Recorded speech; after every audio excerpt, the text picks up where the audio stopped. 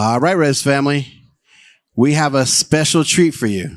Please welcome to the stage the founder, CEO of the company, Sioux Chef, Chef Sean Sherman. Cooks it up like the Sioux Chef, top cooks, Sioux Chef from New York to Sioux City, stir fry, Sioux Chef in the old school, you have meat cooks, yeah, Sioux Chef, studio. All right, I'm Petuashte. My name is Sean Sherman. I am from Oglala, I'm Lakota, and happy to be here. This is my first Res conference. We have some special dessert coming out for you guys in just a little bit, some recipes that we developed. So if you're not familiar with the work that we do, I'm based in Minneapolis, Minnesota. I have a company called the Sioux Chef. It's called, little play on words, S-I-O-U-X. And we have a restaurant called Owamni by the Sioux Chef, right on the Mississippi River. Owamni won Best New Restaurant in the entire United States last year by the James Beard Foundation. Thank you. It's a huge feat just because typically those awards usually go to Eurocentric restaurants featuring Eurocentric foods. So for us to be able to stand out of that crowd and showcase how beautiful our indigenous foods are and really show to the world what's possible with modern indigenous foods, we feel really good about that.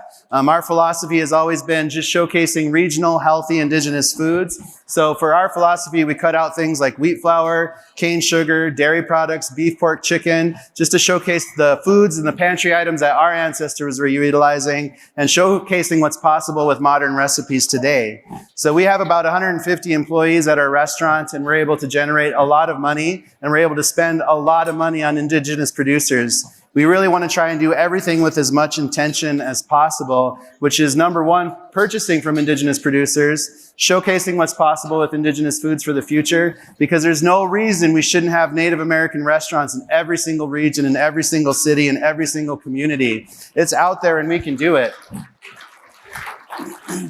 Part of this work also became about setting up a lot of education. So we helped create a nonprofit in Minneapolis called NATIFS. NATIFS is an acronym, North American Traditional Indigenous Food Systems.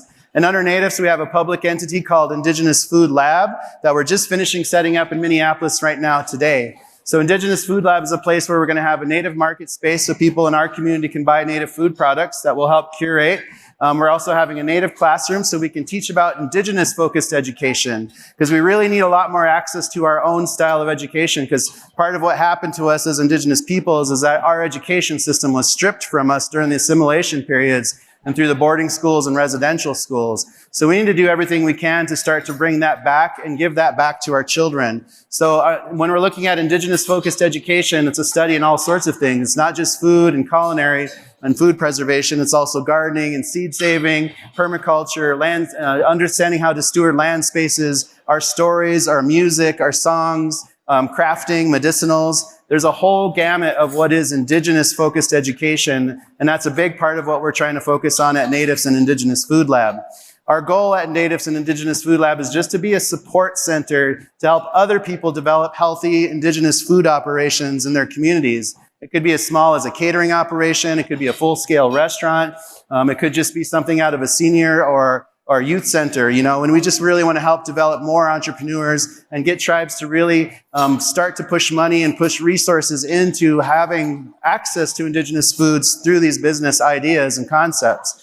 And we're just going to be there so we can train, so we can develop, we can work with chefs, we can teach them, they can come out to Minneapolis if they want to, and we can work them with our restaurant, with our food lab. And our goal is to replicate this whole process and move these food labs open all over the nation. So we've already planted seeds and opening up extensions in Anchorage, in Bozeman, in Rapid City, and beyond. And we're just going to figure out a way to replicate ourselves as fast as possible, because we need to see indigenous foods everywhere, and there's no reason why we shouldn't. And there's nothing holding us back from making that happen. The indigenous food movement is really growing so fast. There's a lot of wonderful, super talented chefs out there all across the nation. And we just really want to get everybody to work together so we can all celebrate our unique and our diverse regions and all of our cultures. Because we still have, 574 tribes across the US, over 630 in Canada, 20% of Mexico identifies as indigenous.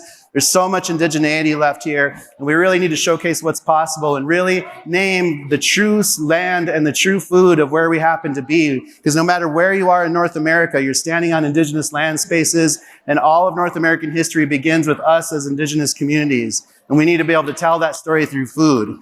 Thank you. So they're going to be bringing out these desserts right now. This was a really simple recipe. It really was 2 ingredients. It was just tepary bean flour and maple water, and it makes the cake. And then we made a mole frosting. And again, like, we're gluten-free, dairy-free, sugar-free, soy-free, all these things. Our food is super healthy for us. And if you guys ever do make it to Minneapolis, Minnesota, our restaurant, again, is called Awamni. It's been very popular. We've been sold out ever since we opened up. And again, it's just showcasing what's possible for modern indigenous foods. People are always calling and asking how you get a reservation, and I just say, I don't know, I was just born on one.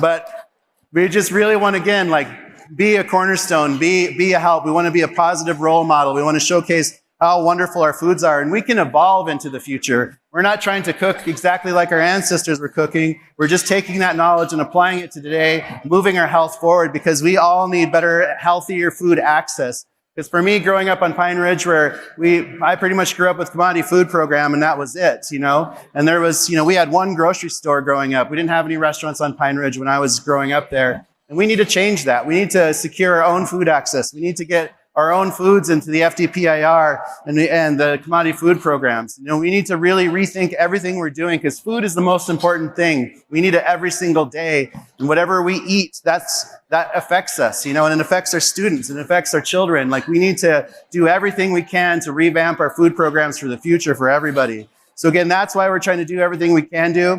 I hope you guys can look us up. Again, NATIFS, we have a small table. We're just kind of hanging out. But feel free to ask questions. Feel free to look at our websites and enjoy the desserts.